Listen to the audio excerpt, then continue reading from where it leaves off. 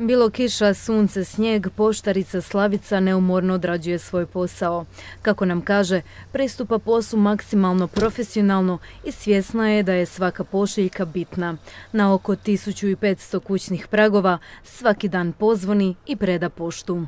Pa na ovom poslu sam već gotovo godinu dana i odlučila sam se jer sam voljela upoznavati nove ljude. To mi je bio neki izazov zato što je to baš i muški posao. Kao mi žene to ne možemo, ali ja sam uspjela. Iako je u početku bilo izazovno upoznati sva kućanstva, sada već poznaje gotovo sve osobe kojima dostavlja poštu, a danas je pozvonila i na kućni prag tete Nevenke. Dobar dan! Dobar dan! Vaša poštarica? Jeste li mi dobro najprije da vam... Kako ste vi? Moja vesela poštarica i dobra.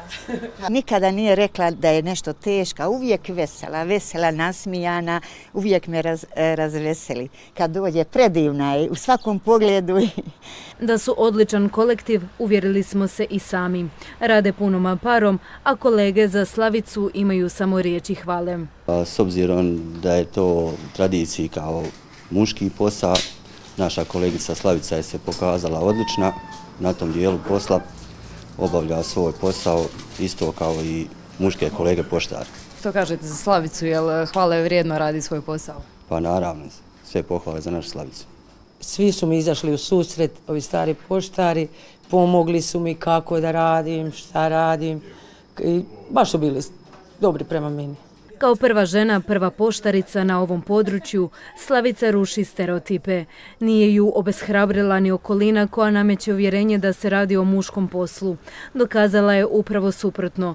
Ono što žena želi, može i ostvariti, kaže nam. A ima i poruku za sve naše gledateljice. Žene, nemojte se bojati, jer mi smo sposobne za sve. Žena, majka, kraljica, kako se kaže.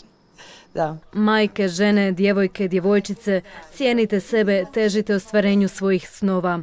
Volite se sa svim svojim manama i vrlinama. Uživajte u svakom trenutku i ostavljajte za sobom trag koji je neizbrisiv.